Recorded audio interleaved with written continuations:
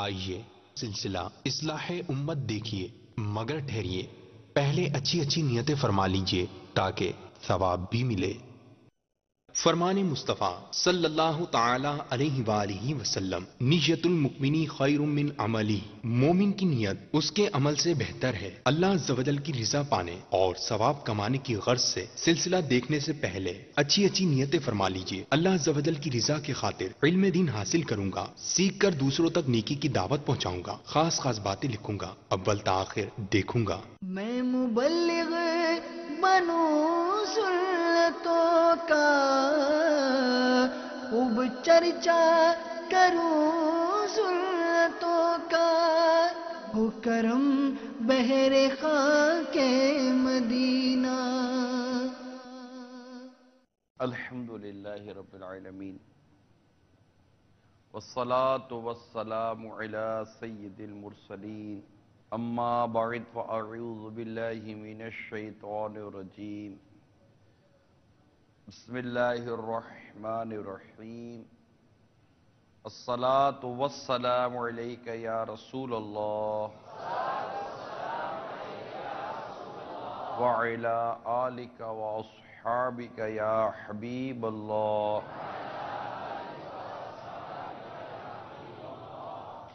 الصلاة والسلام علیک یا نبی اللہ وعلی آلک واصحابک یا نور اللہ۔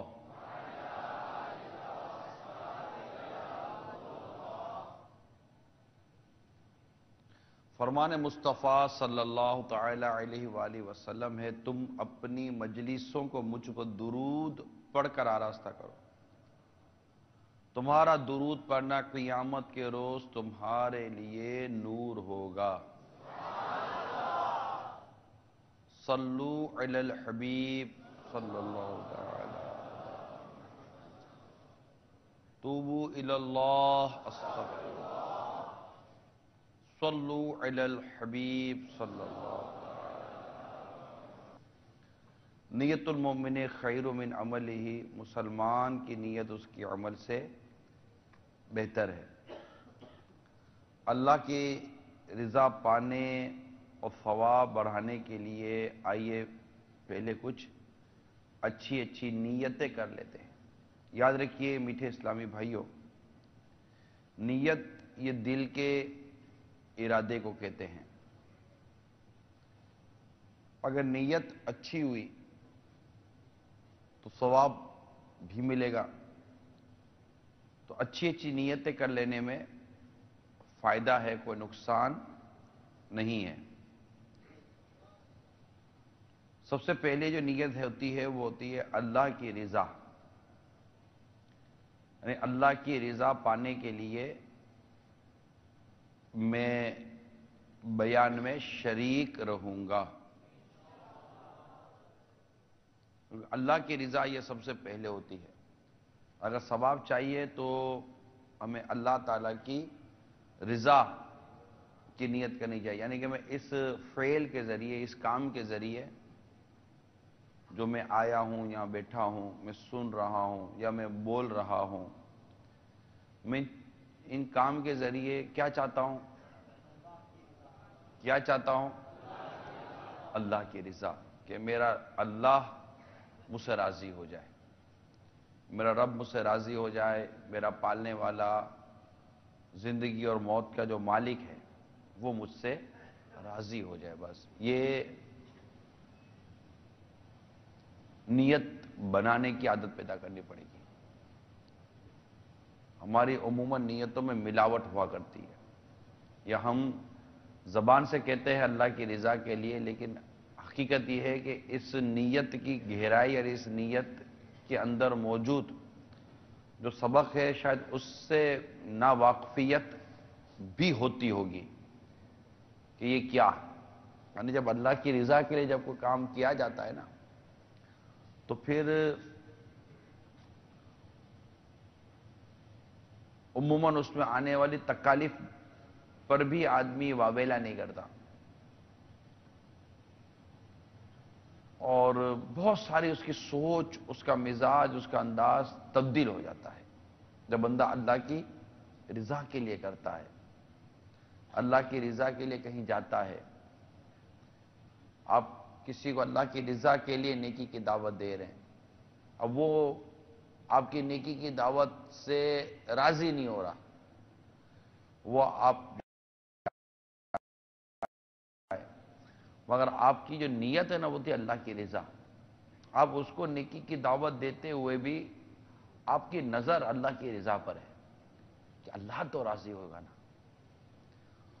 تو آپ جب اس کو نیکی کی دعوت دے رہے ہیں، وہ قبول کرے یا نہ کرے، اگر اللہ نے قبول کر لیا آپ کے نیکی کی دعوت کا دینا تو وہ آپ کو ثواب دے گا، وہ ہم کو ثواب دے گا، اور ثواب دے گا، نیکیاں ملیں گی، اور نیکیوں کی قدر قیامت کے دن ہوگی، جب ماں بیٹے کو اور بیٹا ماں کو، باپ بیٹے کو، بیٹا باپ کو ایک نیکی دینے کے لیے تیار نہیں ہوگا، اس روز پتہ چلے گا کہ نیکی کی قدر و قیمت کیا ہے، نیکی کی اہمیت کیا ہے۔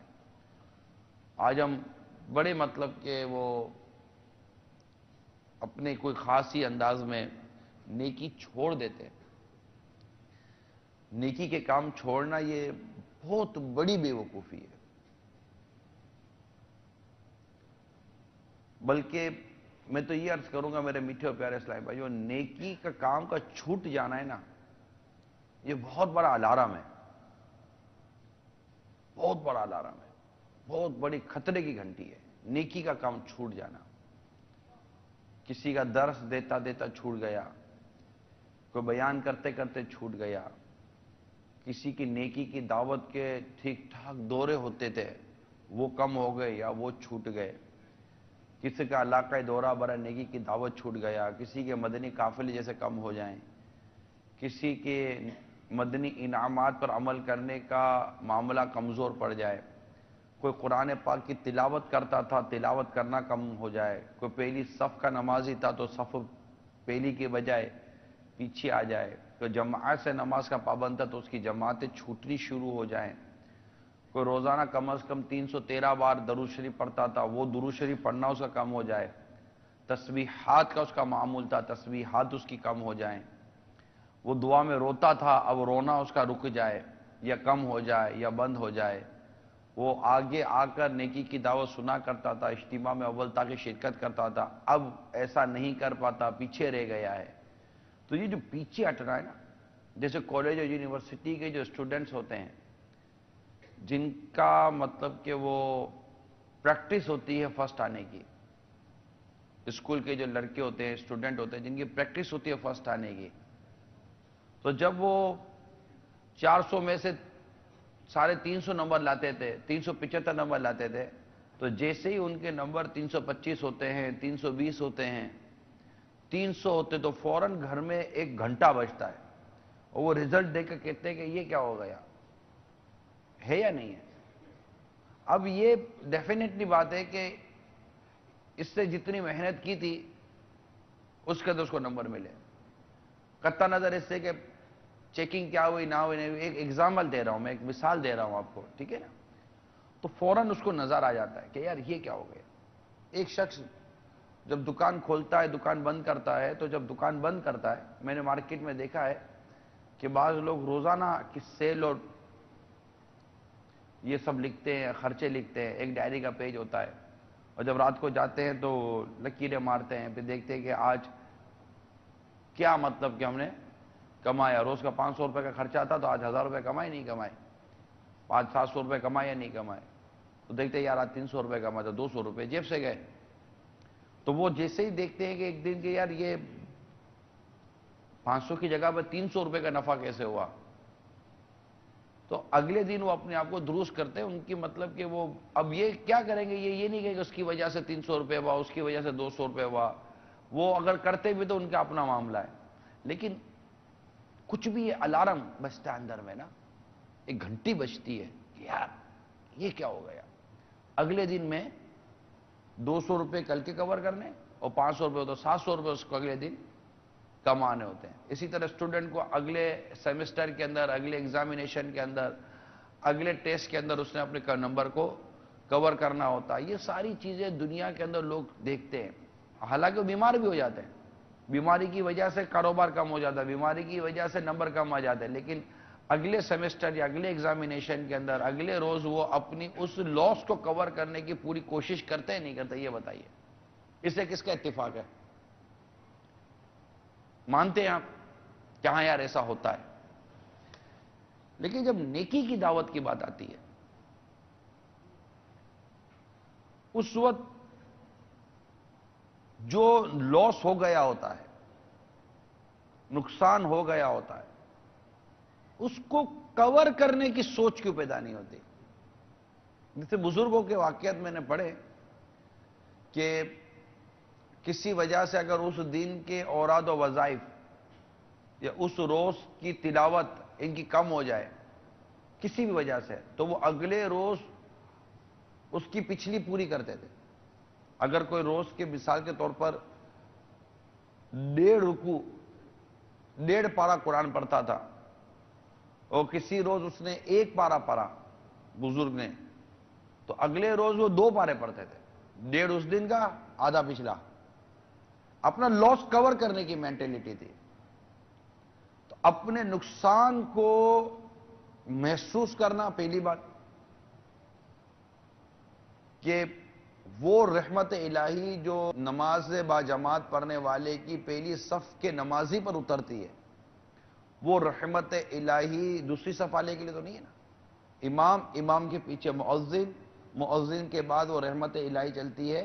مطلب وہ جو رحمت ہوتی ہے, ایک ثواب اور ایک رحمت کا جو تسلسل ہے جو کتاب بیان کیا گیا, وہ سیدھی جانب جو مؤذن کے کھڑے ہوتے ہیں وہ, پھر جو الٹی جانب کھڑے ہوتے ہیں وہ, اس کے بعد پیچھے, تو یہ بتدریج اس طرح.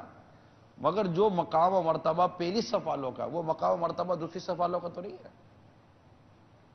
جو مقام و مرتبہ زیادہ تلاوت کرنے والوں کا ہے, جو مقام و مرتبہ زیادہ درود شریف پڑھنے والوں کا ہے, جو نمبر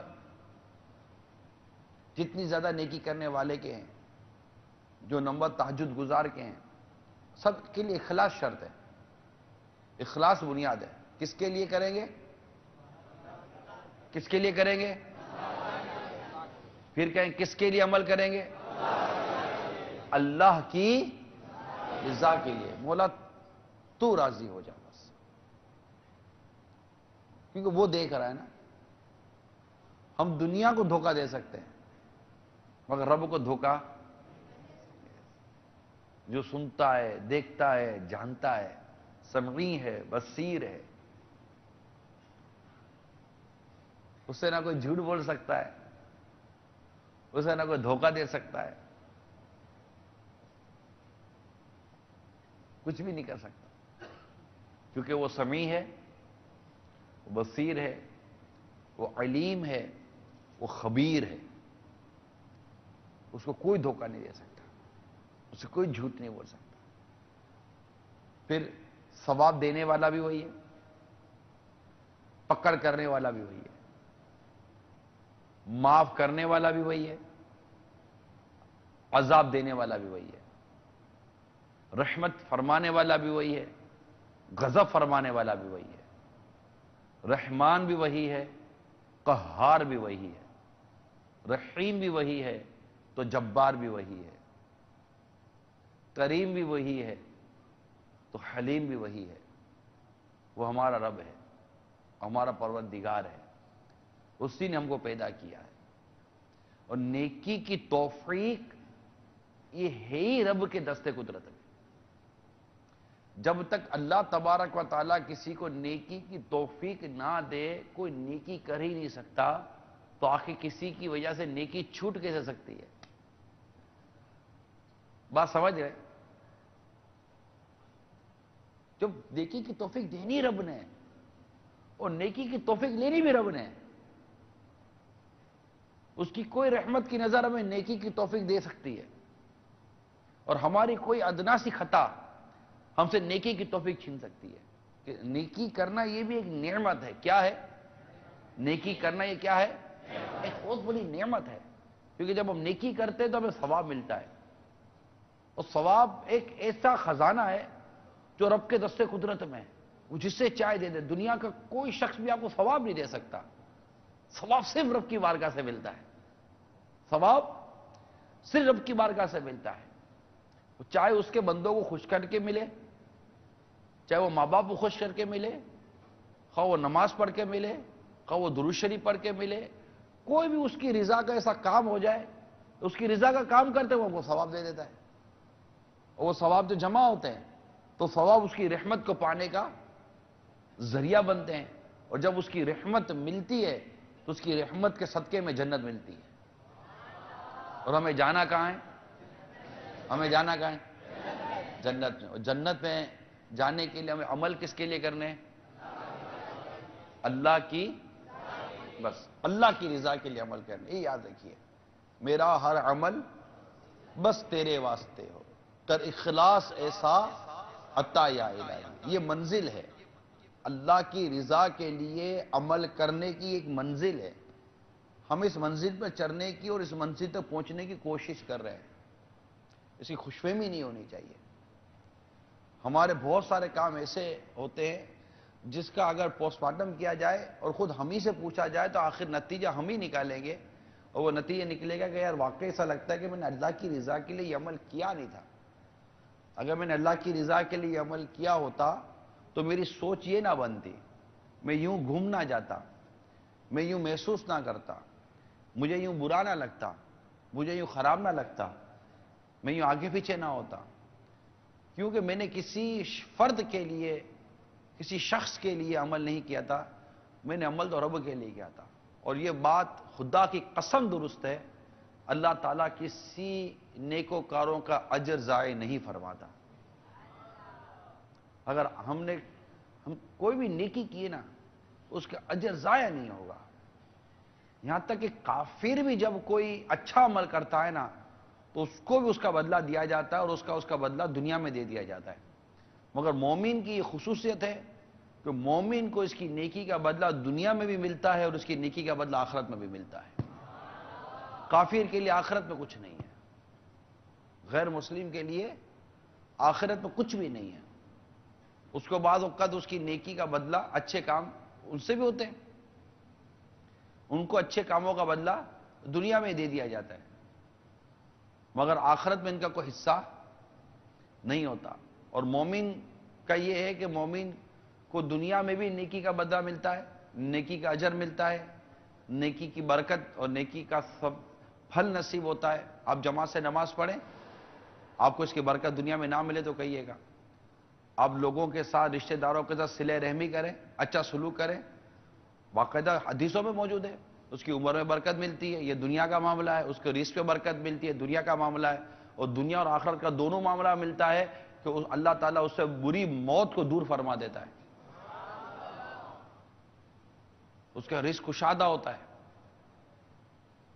تو مومن جب کو دنیا میں بھی اللہ تعالیٰ نیکیوں پر اجر عطا فرماتا ہے, نیکیوں کا پھل عطا فرماتا ہے, اور آخرت میں بھی اس کے لیے پھل ہے, اس کے لیے اجر ہے, اس کے لیے ثواب ہے, اور اللہ اپنی رحمت سے اس کو جنت عطا فرماتا ہے. تو عمل کس کے لیے کرنا ہے؟ یہ سب سے بنیادی چیز ہے. ہم اس بات کی نیت تو کرتے ہیں کہ میں اللہ کی رضا کے لیے کروں گا. جب اللہ کی رضا کے لیے کروں گا تو اب اللہ کی رضا کے لیے کروں گا, اب میں لوگوں کے لیے نہیں کرتا. اگر لوگ میرے اس عمل کو برا, مطلب میری مذمت کرتے ہیں, تو میں نے لوگوں کی تعریف سننے کے لیے عمل کیا ہی نہیں تھا کہ میں لوگوں کی مذمت کی وجہ سے عمل چھوڑ دوں. کیونکہ لوگوں کی تعریف سننے کے لیے عمل کریں گے تو اب لوگ تعریف نہیں کریں گے تو یار لوگ کوئی تعریف تو کرتا نہیں, کیا فائدہ. جب لوگوں کی تعریف سننے کے لیے عمل نہیں کیا, کسی کی شاباشی لینے کے لیے عمل نہیں کیا, کسی کی حوصلہ افزائی سننے کے لیے عمل نہیں کیا, اور عمل کیا کس کے لیے؟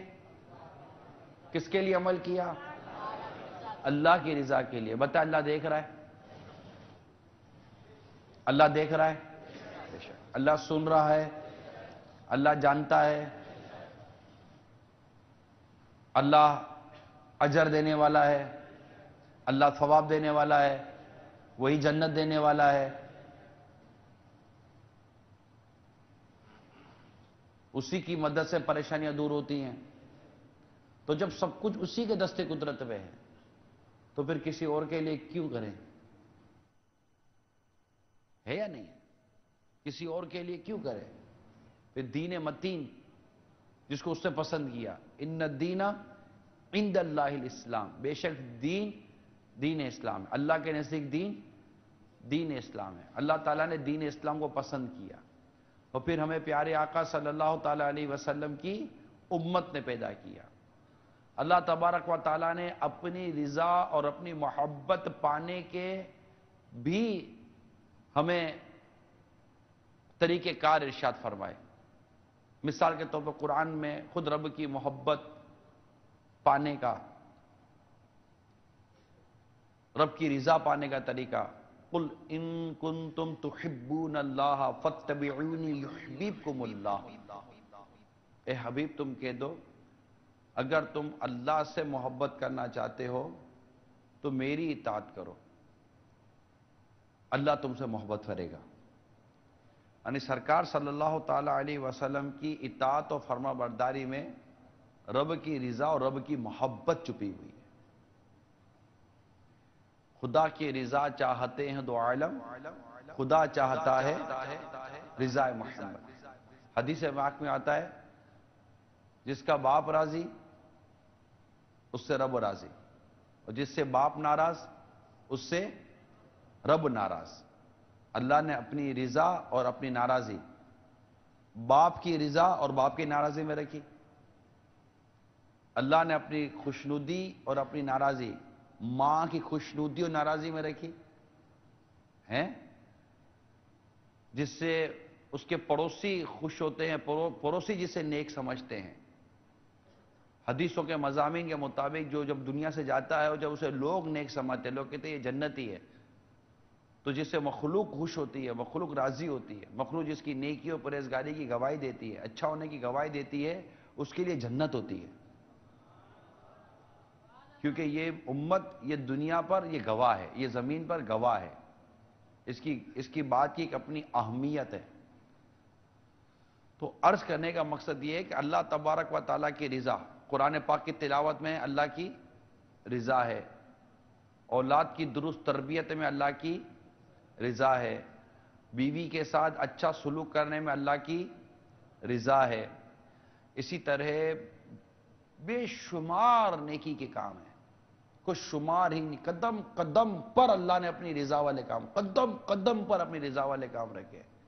یعنی ہم بیٹھے بیٹھے نیت اچھی کرتے ہیں، اللہ تعالیٰ اس پر بھی ثواب دے دیتا ہے، کوئی محنت نہیں، کوئی ٹائم نہیں گیا ہمارا، صرف بیٹھے بیٹھے نیت اچھی کر لی ہم نے، اللہ تعالیٰ اس پہ بھی ثواب دے دیتا ہے۔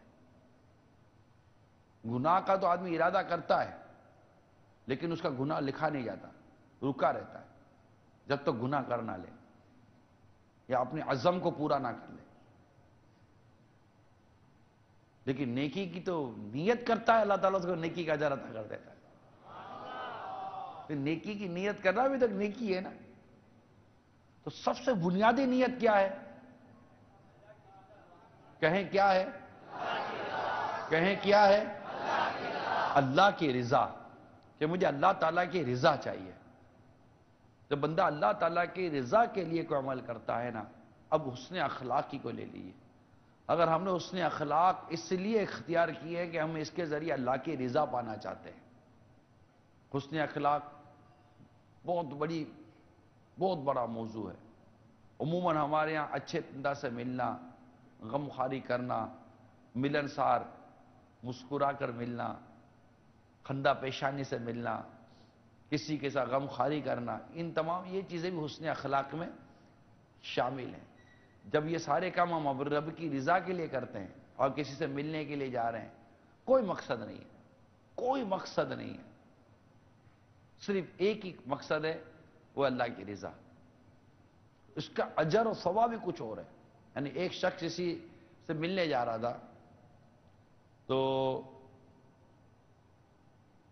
اللہ تعالیٰ نے اس شخص کی طرف فرشتہ بھیجا، وہ انسان کی صورت میں اس شخص سے ملتا ہے اور اس شخص سے پوچھتا ہے کہاں جا رہے ہو؟ کہاں فلاں سے ملنے جا رہا ہوں۔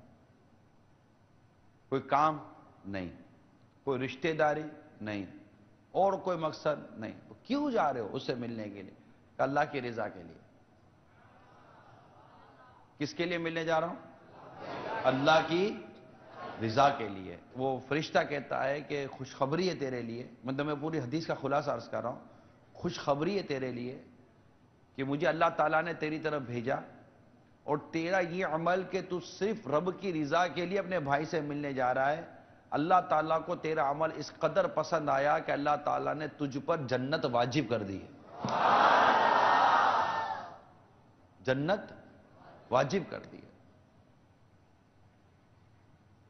تو رب کی رضا کے لیے، اللہ کی رضا کے لیے جب آپ کوئی کام کریں گے نا، اس کے لیے بہت خوبصورت سی ایک بات سامنے آتی ہے کہ جب بندہ پھر اس بات کی پرواہ نہیں کرتا کہ کون دیکھ رہا ہے اور کون نہیں دیکھ رہا، کون سن رہا ہے اور کون نہیں سن رہا، کسی کو پتہ ہے اور کسی کو نہیں پتہ. وہ چاہتا ہی نہیں ہے کہ مطلب خالی میری یہ کوئی فضیلت یا میری کوئی شہرت کی بات یا میری کوئی ایسی عزت کی بات اس کو پتہ چلے. عموماً یہی ہوتا ہے کہ یار کوئی ہمارے کسی کام سے کوئی فرق پڑ جاتا ہے، کسی میں کوئی نمازی بن جاتا ہے، کوئی نیکی کا کام اچھا ہو جاتا ہے، تو ہماری خواہش ہوتی ہے کہ یار اس کو بھی پتہ چلے، اس کو بھی پتہ چلے. کوئی جھوٹے بہانے ادھر ادھر کی ترکیب بنا کر، کوئی ادھر ادھر نیت کھینچا کر SMS کر دیا، یہ کر دیا، وہ کر دیا، میل فارورڈ کر دی کہ یار یہ میری بہار آئی ہے. اب یہ بہار آئی ہے، میں نے آپ کی بہار پڑھ لی، میں نے واہ ہی کہنا ہے نا. میں نے کیا کہنا ہے؟ واہ کیا بات ہے یار آپ کی، یہی کر رہے اور کیا کروں گا میں کیا. لیکن اس میں ایک ڈر ہے کہ اگر یہاں پر حب جا ہوئی یا اللہ نہ کرے کوئی دکھاوا ہوا یا کوئی اور فاسد یا باطل نیت ہوئی، تو وہ اجر جو اس عمل سے رب کی بارگاہ سے ملنا ہے، وہ اجر ضائع نہیں ہو سکتا. ہو سکتا ہے نہیں ہو سکتا، کیونکہ جس رب نے ثواب دینا ہے، اس عمل پر جس رب نے جنت دینی ہے، اس عمل پر جس رب نے اپنی رحمت سے ہم پر اپنا کرم فرمانا ہے، وہ رب تو جانتا ہے نا کہ تم نے کیا کیا. تم نے کتنوں کو بے نمازی کو نمازی بنایا، تم نے کتنوں کو نیک بنایا، تم نے کتنے غیر مسلم مسلمان کیے، وہ تو رب تو جانتا ہے نا. تو ثواب تو رب دے گا نا. آخر لوگوں کو بتانے پر کیا؟ اگر ہم تنہائی میں بیٹھے اکیلے بیٹھے ہیں تو آخر اکیلے میں قرآن کھولنے کا کیوں جی نہیں چاہتا؟ لوگوں کے بیچ میں قرآن کھولنے کا جی کیوں چاہتا ہے؟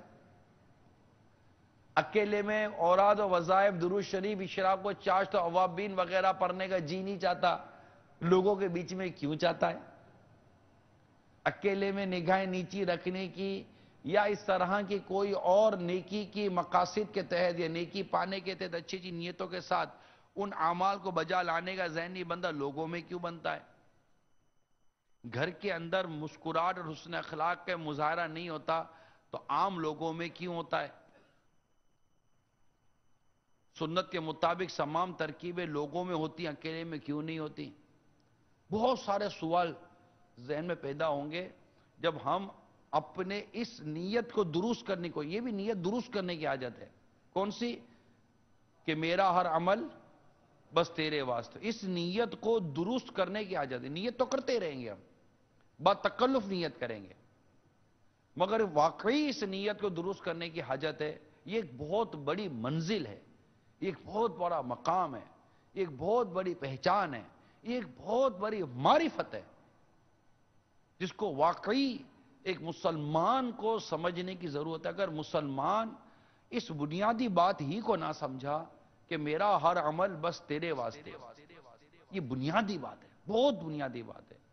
گھر سے نکلتے وقت، باہر جاتے وقت، کام پر جاتے وقت، شادی سے پہلے، شادی کے بعد، بچوں سے پہلے، بچوں کے بعد، ماں باپ کے ہوتے، ماں باپ کے بعد، نماز کے پہلے، نماز کے بعد، نماز کے اندر، عبادت کے اندر، معاملات کے اندر، عقائد کے اندر، اخلاقیات کے اندر، ہر حوالے سے ہمیں غور ایک بات پر کرنا ہے کہ میرا یہ عمل اللہ کے لیے ہے یا نہیں ہے. میں نے امامہ باندھا اللہ کے لیے باندھا؟ کس کے لیے باندھا؟ رب کی رضا کے لیے باندھا ہے تو میں قریب ہوں یا دور ہوں؟ امامہ باندھنا سرکار کی سنت ہے صلی اللہ تعالیٰ علیہ وسلم، ہے یا نہیں ہے؟ امامہ باندھنا کس کی سنت ہے؟ سرکار صلی اللہ تعالیٰ علیہ وسلم کی سنت ہے. ہم نے امامہ باندھا اس نیت سے، جس نے امامہ باندھا اس نیت سے کہ میں اللہ کی رضا کے لیے نبی کی سنت پر عمل کر رہا ہوں. میں اللہ کی رضا کے لیے نبی کی سنت پر عمل کرتے ہوئے داڑھی رکھ رہا ہوں، میں اللہ کی رضا کے لیے عمل کر رہا ہوں۔ اب جب اللہ کی رضا کے لیے اس نے وہ عمل کرنے کی کوشش کی، اس عمل کرنے پر وہ آمادہ ہوا، وہ عمل کرنے والا بن گیا، اب وہ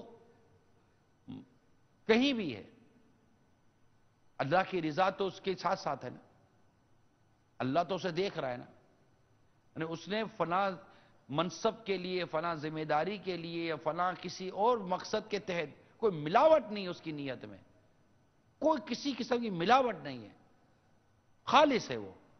خالص سمجھتے، دودھ خالص کیسے ہوگا کہ اس میں پانی کے قطرہ بھی نہ ڈالا جائے، خالص ہے وہ، بالکل خالص، اس میں کوئی ملاوٹ نہیں ہے اس کی اس نیت میں، اس کے عمل میں۔ اور وہ جہاں بھی ہے، جدھر بھی ہے، جس رب کے رضا کے لیے اس نے عمل کیا، وہ رب تو اس کو ہر وقت ہر گھڑی اس جگہ پر دیکھ ہی رہا ہے نا، اس کی نظر سے کوئی اوجھل ہو ہی نہیں سکتا، تو پھر آخر کیا بات ہے کہ ہم کوئی عمل کرتے کرتے جب ہمارا عمل چھوٹ جاتا ہے، ہمارا عمل کم ہو جاتا ہے، ہم اس عمل سے پیچھے چلے جاتے ہیں، تو ہمارے ذہن اور دماغ کے اندر ایک گھنٹی نہیں بجتی، یار یہ کیوں ہو گیا، کہ اللہ ناراض تو نہیں ہو گئے میرے سے۔ ہم صرف اس پر غور کرنا شروع کرتے ہیں نا، اللہ ناراض تو نہیں ہو گیا میرے سے، اچھا خاصا میں تہجد کے لیے اٹھتا تھا، آج کیا ہو گیا یار۔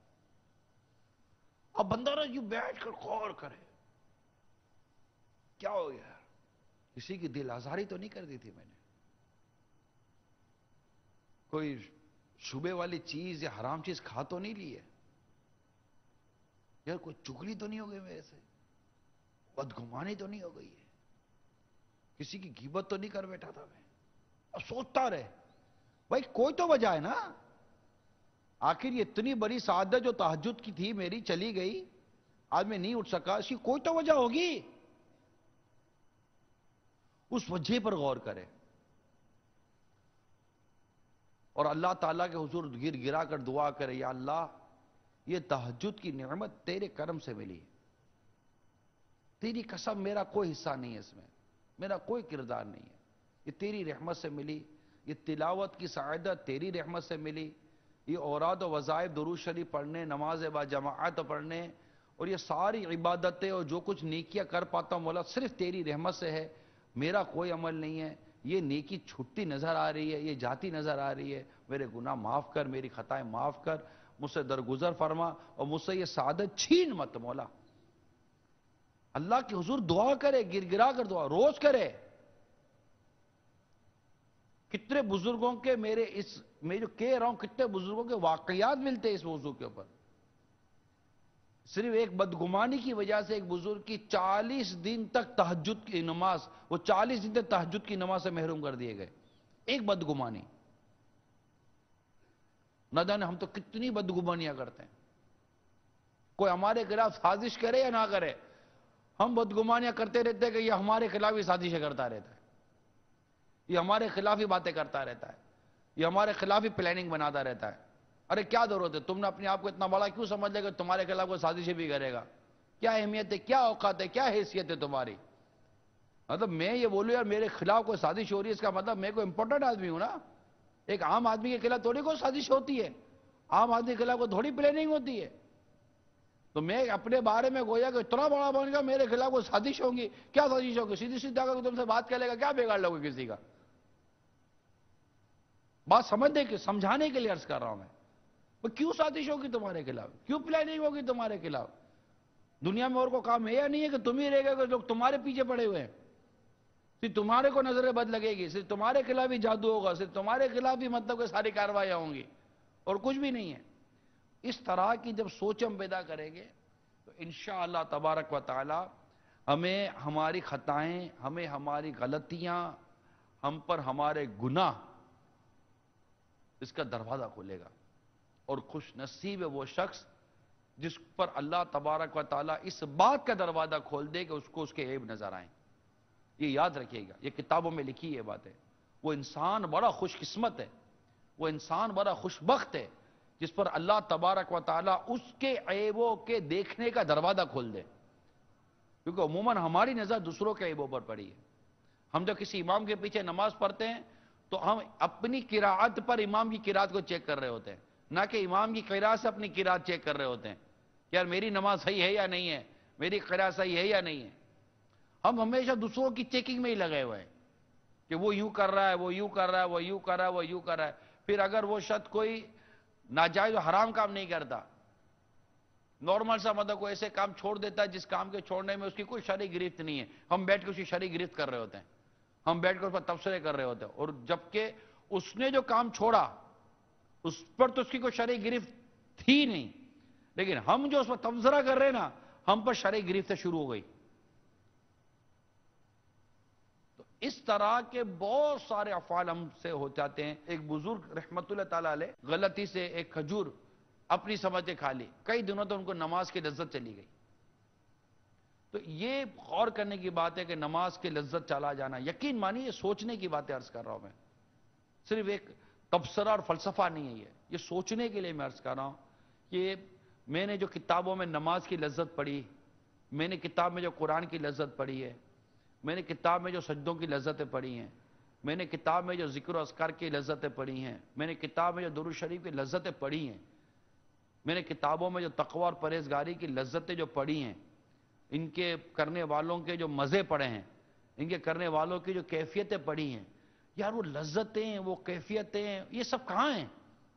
کر تو میں بھی رہا ہوں، متقی تو میں بھی کہلاتا ہوں، پرہیزگار تو میں بھی کہلاتا ہوں، عاشق رسول تو میں بھی کہلاتا ہوں، بہت کچھ تو میں بھی کہلاتا ہوں.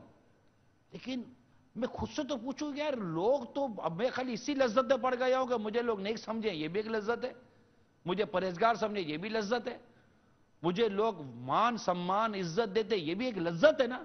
میں کیا ان لذتوں میں اتنا کھو گیا کہ ان عبادتوں کی لذت کو ہی بھول گیا جس عبادت کا حسن ظن رکھ کر مجھے لوگ عزت و شہرت دے رہے ہیں، مان و منصب دے رہے ہیں. میں اس لذت میں چلا گیا اور اس لذت کو بھول گیا جو اصل میں اللہ کی رضا پانے والی لذت تھی، بلکہ میں اس لذت میں چلا گیا جو اللہ کی بارگاہ سے دور کرنے والا راستہ ہے. پھر ایسے شخص کا نام نیکوں کی لسٹ میں نہیں، ایسے شخص کا نام منافقوں کی لسٹ میں لکھا جاتا ہے.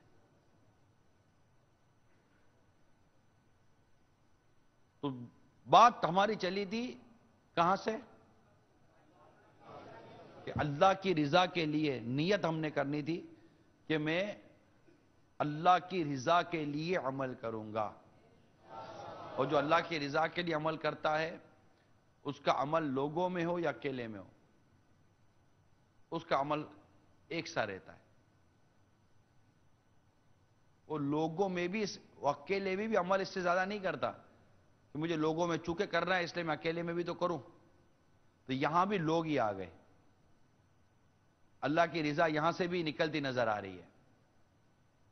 وہ کچھ بھی نہ سوچے سوائے اس کے کہ مجھے اللہ دیکھ رہا ہے، میں نے کام صرف رب کے لیے کرنا ہے، میں نے عمل صرف رب کے لیے کرنا ہے. کوئی آئے یا نہ آئے میں نے درس کس کی رضا کے لیے دینا ہے، کوئی سفر کرے یا نہ کرے میں نے مدنی قافلوں میں سفر کس کے لیے کرنا ہے، اللہ کی رضا. دعوت اسلامی کا تنظیمی کام یہ اللہ کی رضا پانے کا ذریعہ ہے. تنظیم کچھ اور نہیں ہے. تنظیمی سوچ کہتے ہیں، تنظیمی سوچ، تنظیمی کام، تنظیمی میٹر، یہ کچھ اور نہیں ہے. اگر اللہ کی رضا نہیں ہے تو کوئی تنظیم نہیں ہے. تنظیم ہے ہی تب جب اللہ کی رضا ہے. اگر اس امر میں اللہ کی رضا لینا چاہتے ہو تو تنظیم ہے، تب دعوت اسلامی ہے. تنظیم کچھ اور نہیں ہے. تنظیم کا آ جانا، تنظیمی سوچ بن جانا، تنظیمی ذہن ہو جانا، تنظیم کے لیے کرنا، تو تنظیم کے لیے کرنا کیا ہے، اللہ کی رضا کے لیے. اگر صرف تنظیم اللہ کی رضا کے علاوہ تنظیم کا کوئی کام کیا تو وہ کام اللہ کی رضا کے لیے نہیں کیا تو وہ کام کیا فائدہ دے گا آپ کو اور مجھے. بھائی میری تنظیمی ذمہ داری ہے کہ میں اس وقت آ کر بیان کروں، تو میں کیوں آیا ہوں، کیا تنظیمی ذمہ داری کیوں ہے، اور میں نے تنظیمی ذمہ داری کیوں قبول کی. چلو بھائی مجھے کسی نے تو کام دیا نا، یہ میں نے تنظیمی ذمہ داری کیوں قبول کی ہے، اسی لیے نا کہ میں اس کے ذریعے اللہ کی رضا پاؤں، اور تو کچھ نہیں ہے. پھر اس کے جتنے بھی تقاضے ہیں، اس کے جتنے بھی ضروریات ہیں، اس کی جتنی بھی اہمیت ہے، اس کے جو اصول سے ان پر میں عمل پیرا ہونے کی کوشش کروں گا اور عمل کروانے کی کوشش کروں گا، لیکن میری ذمہ داری کی اصل وجہ یا میری ذمہ داری قبول کرنے کی اصل وجہ یا تو اگر شہرت ہے یا عزت ہے یا منصب ہے کہ رب کی رضا ہے۔ اگر رب کی رضا ہے تو پھر بندہ عمل کرتا ہے، بس اس کو نتیجہ ملے یا نہ ملے وہ نیکی کی دعوت عام کرتا ہے۔ اس کی کو سنے یا نہ سنے وہ سنانے کی کوشش کرتا ہے، کیونکہ اس کو رب کی رضا پانی ہے، اس کو رب کی رضا پانی ہے۔ یہ یاد رکھیے گا۔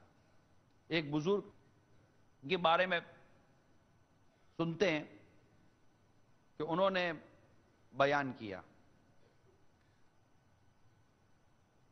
بہت سارے لوگ تھے ان کے بیان میں، بیان کیا اور بیان ختم ہو گیا، لوگ بھی چلے گئے، حضرت بھی جانے لگے۔ ایک شخص دوڑا ہوا آیا، حضرت بڑی دور سے آیا تھا بیان سننے کے لیے، بیان تو ختم ہو گیا۔ حضرت نے فرمایا بیٹا پھر بیٹھو، میں دوبارہ بیان کر دیتا ہوں۔ اس نے کہا حضرت آپ اتنوں کو بیان کر رہے تھے، اب مجھ اکیلے کو بیان کریں گے؟ ارشاد فرمایا بیٹا جس کو راضی کرنا ہے وہ بھی تو ایک ہی ہے، وہ بھی تو ایک ہے، اسی رب کو راضی کرنا۔ اور میں اس رب کو راضی کرنے کے لیے اب یہ نا آواز ہم دیکھتے ہیں، جب ایک ہوتا ہے تو آواز بیٹھ جاتی ہے، جب زیادہ ہوتا ہے تو آواز کھل جاتی ہے، کوئی دیکھ رہا ہوتا ہے تو تبدیل ہو جاتی ہے، کوئی نہیں دیکھ رہا ہوتا تو تبدیل ہو جاتی ہے۔ ہمارے آنسو لوگوں کی واہ کے لیے ہو گئے، ہماری آہوزاریاں، ہمارے اتار چڑھاؤ، لفظوں کا اتار چڑھاؤ، ہماری آواز کا اتار چڑھاؤ، ہمارے مزاج کی تبدیلیاں، یہ سب لوگوں کی تعریفوں کی نظر ہو گئی ہیں۔ ہم رب کے لیے کب جئیں گے؟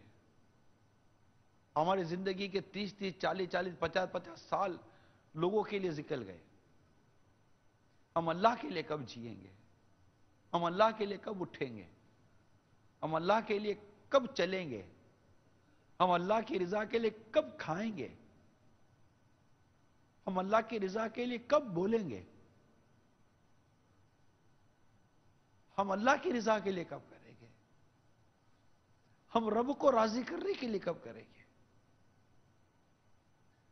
ہماری کب یہ سوچ کامل سوچ بنے گی کہ بس اس عمل سے میں اپنے رب کو راضی کرنا چاہتا ہوں؟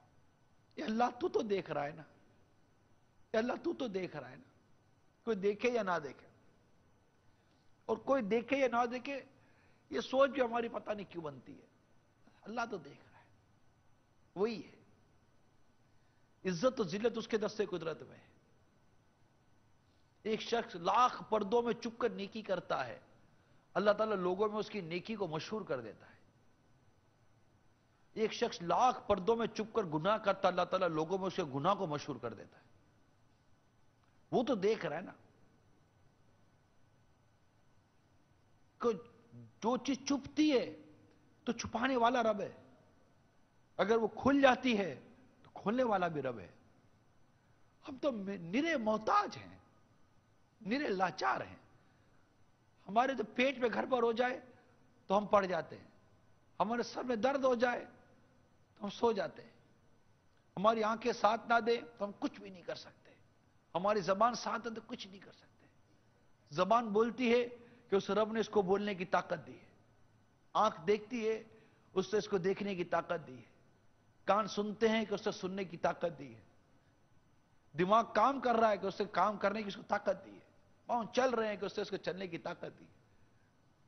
ہمارے کب پاؤں بند ہو جائیں، کب ہاتھ رک جائے، کب کس پر فالج کا اٹیک ہو جائے، کب کوئی ہارٹ اٹیک ہو جائے، کب کوئی اندھا ہو جائے، کب کوئی بیرا ہو جائے، کب کوئی گنگا ہو جائے، کب کوئی محتاج ہو جائے، چلتے چلتے کس کے ساتھ کیا آفت آ جائے، کیا مصیبت، کیا پریشانی آ جائے، ہم کچھ بھی نہیں جانتے۔ ہم نرے محتاج، اس رب کے محتاج بندے ہیں۔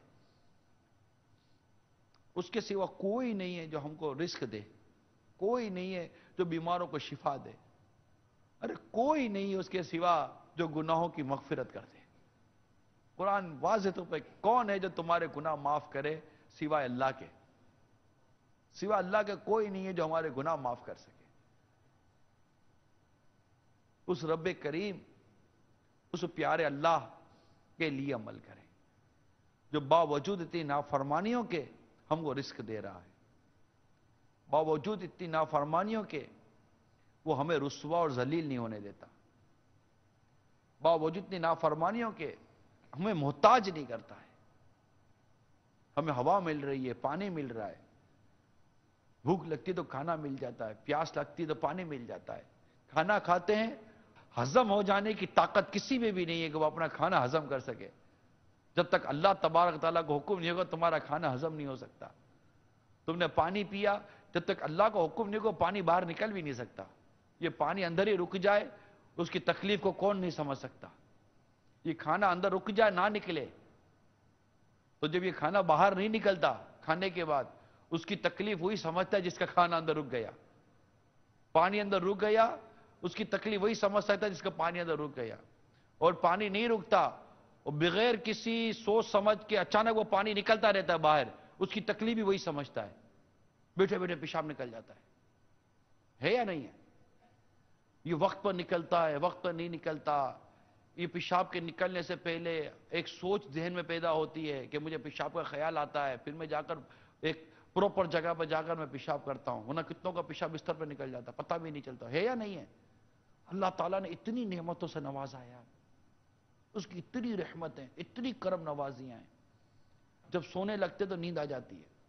یقین مانیے جس کو نیند نہیں آتی اس سے پوچھو کہ نیند کی نعمت کیا ہے، جو اٹھنے کے بعد بھی ایسے ہی ہوتے جیسے سوئے نہیں تھے۔ اتنی نعمت اس رب نے دی ہے، ہم اس رب کی نافرمانی کریں درست نہیں ہے۔ اس رب کو راضی کرنے والے کام کریں اور اپنے ہر عمل میں ہم اپنے رب کی رضا کو لائیں، صرف رب کی رضا کو لائیں کہ میرا عمل صرف اللہ کی رضا کے لیے ہونا چاہیے۔ یہ فیضان ریاض الصالحین ہے نا، یہ کتاب، اس میں نیتوں کا شروع میں باب ہے۔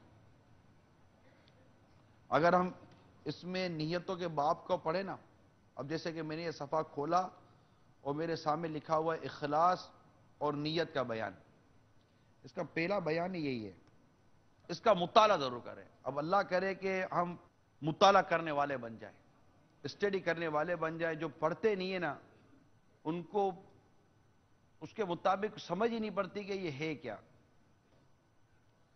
اب آپ دیکھیے حدیث میں سناتا ہوں آپ کو، اسی فیضان ریاض الصالحین کے صفحہ نمبر 28 پر یہ حدیث لکھی ہوئی ہے۔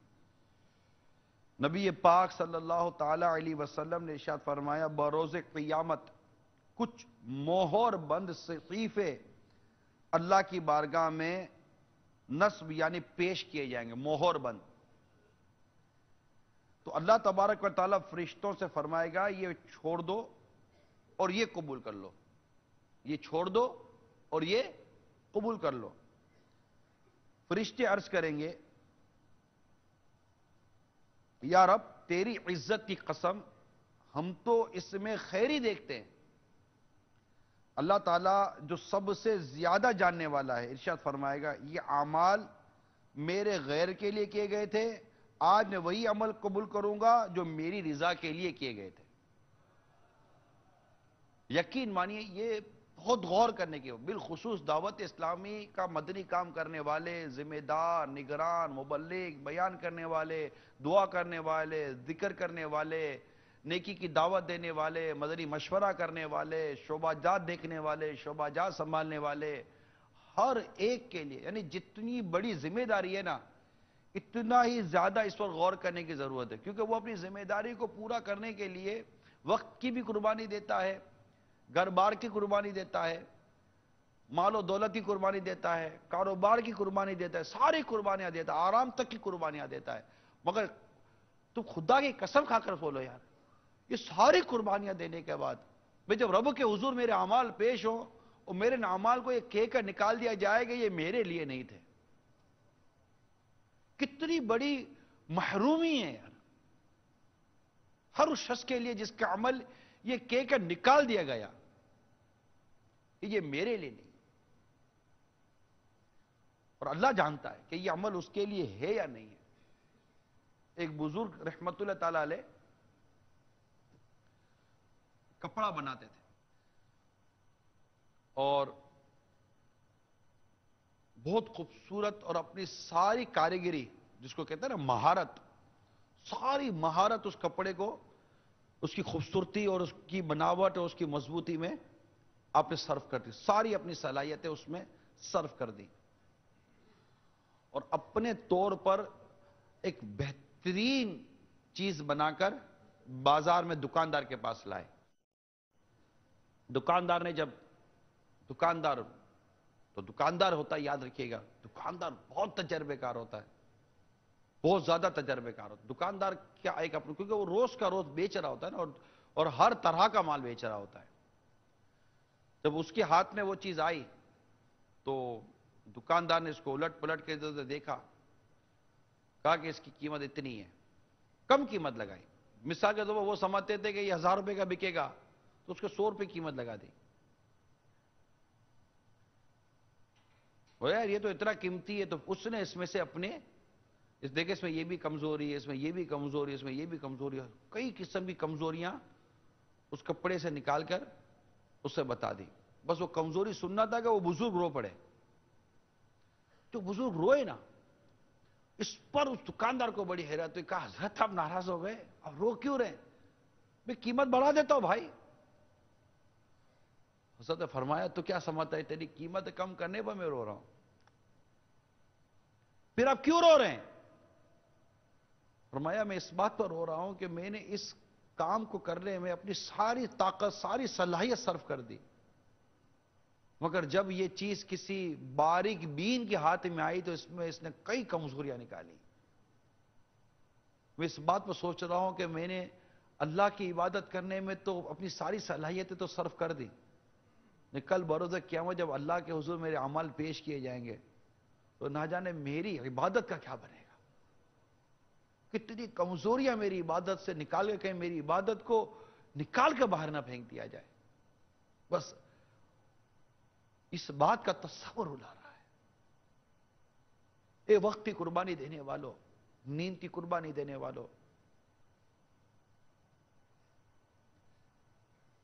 مال کی قربانی دینے والوں، اگر اللہ تعالیٰ نے عمل قبول نہیں کیا، اس رب کی قسم کوئی بھلائی نہیں ہے، بھلائی ہے ہی اسی میں کہ رب قبول کرے، بھلائی ہے ہی اسی میں کہ رب راضی ہو جائے، صرف رب راضی ہو جائے۔ جو رب کی رضا کے لیے کام کرتا ہے، اس کی اڑان، اس کے کام کرنے کا انداز ہی کچھ اور ہوتا ہے۔ وہ نتیجے پر غور نہیں کرتا، نتیجہ ملتا ہے تو خوش ہو جاتا ہے، مگر نتیجے پر اس کے کام کا بڑھنا یا گھٹنا نہیں ہوتا۔ حضرت نوح علیہ نبینا وعلیہ السلام نے کم و بیش سارے 900 برس تک تبلیغ دین فرمائی، نتیجہ نہیں نکلا جیسا 100 آدمی بھی مسلمان نہیں ہوئے تھے، کام روکا نہیں، کا عمل جاری رہا، یہاں تک عذاب الہی آ گیا۔ جو کرنے والے کام کرتے ہیں، خلفائے راشدین کام کرتے چلے گئے، کرتے چلے گئے، اللہ کی رضا کے لیے بڑھتے چلے گئے۔ اسلام کی راہ پر قربان ہونے والے صحابہ کرام کام کرتے چلے گئے، خود امام حسین رضی اللہ تعالیٰ عنہ کربلا کے میدان میں کام کرتے چلے گئے۔ نتیجہ کیا؟ رب کی رضا لینی تھی۔ اگر میری جان جانے سے رب راضی ہو جاتا ہے تو کل نہیں ابھی چلی جائے، تو رب کی رضا ملے تو میں جنت میں جاؤں گا، رب کی رضا نہ ملی تو میں جنت میں نہیں جا سکتا۔ جنت میں جانے کی سب سے بنیادی چابی رب کی رضا ہے۔ اگر رب کی رضا بندہ لے کر قیامت کے دن حاضر نہ ہو سکا، وہ جنت میں کیسے جائے گا؟ یہ جنت تو اللہ نے ان کے لیے تیار کی ہے جس سے رب راضی ہے، جس سے رب راضی نہیں اس کے لیے جنت نہیں ہے، اس کے لیے جہنم کی سزا ہے۔ اور اگر ایمان پر نہیں مرا، کفر پر مر گیا تو جنت ہے ہی نہیں۔ جنت تو ہے ہی مسلمان کے لیے جو ایمان سلامت لے کر گیا، اور اگر اس کو گناہوں کی وجہ سے جہنم کی آگ میں ڈالا گیا تو بھی مر گیا نا۔ ہم میں سے کوئی بھی جہنم کا ادنا عذاب بھی برداشت نہیں کر سکتا، نہیں کر سکتا۔ تو اللہ کو راضی کرنے کے لیے جہنم سے ڈرنا ہے کہ اللہ ناراض ہوا تو جہنم میں ڈالے گا نا۔ جس سے اللہ راضی ہو اس کو تھوڑی جہنم میں ڈالے گا. تم کو اللہ کو راضی کرنا ہے کہ ہم جہنم کی آگ میں نہ ڈالے جائیں، ہمیں قبر میں عذاب نہ دیا جائے، نزا کی سختیاں ہم پر آسان کر دی جائیں. اللہ تعالی ہمارا ایمان سلامت رکھے. اللہ کو راضی کرنا ہے نا. جس سے اللہ راضی ہوگا اس کو نزا کی سختیاں آسان کرے گا. اللہ جس سے راضی ہوگا اس کا ایمان سلامت رہے گا. اللہ جس سے راضی ہوگا اس کو قبر میں عذاب سے بچا لیا جائے گا. اللہ جس سے راضی ہوگا قیامت کے روز اس کے حساب میں نرمی کر دی جائے گی. اللہ جس سے راضی ہوگا اس کو بلا حساب اللہ تعالیٰ جنت میں داخلہ عطا فرما دے گا. سارا معاملہ ہے کس کے اوپر؟ اللہ کو راضی کرنے پر، اللہ کی رضا پر ہے، اس کو راضی کرنے کے پر ہے کہ میں اللہ کو راضی کروں، اس رب کو راضی کروں. ہم سوئے ہوئے ہیں، ہمیں کوئی نہیں دیکھ رہا، نماز کا وقت ہوا، کس کے لیے اٹھنا ہے؟ اللہ کے لیے. کوئی نہیں دیکھ رہا، کمرے میں اب اکیلے ہیں، گھر میں بھی کوئی نہیں ہے، نماز کا وقت ہوا، کس کے لیے نماز پڑھنی ہے؟ اللہ کی رضا کے لیے کہ میری نماز نہ چھوٹ جائے. یار ضرور ہے کوئی دیکھے گا تبھی نماز پڑھوں گا، تو کھلا ریاکار ہے کہ جب لوگ دیکھے تب نماز پڑھے اور جب لوگ نہ دیکھے تو نماز ہی نہیں پڑھتا. کھلا ریاکار ہے، لوگوں کو دکھانے کے لیے عبادت کرتا ہے. اور ریاکار کے لیے ثواب نہیں ہے، ریاکار کے لیے عذاب ہے.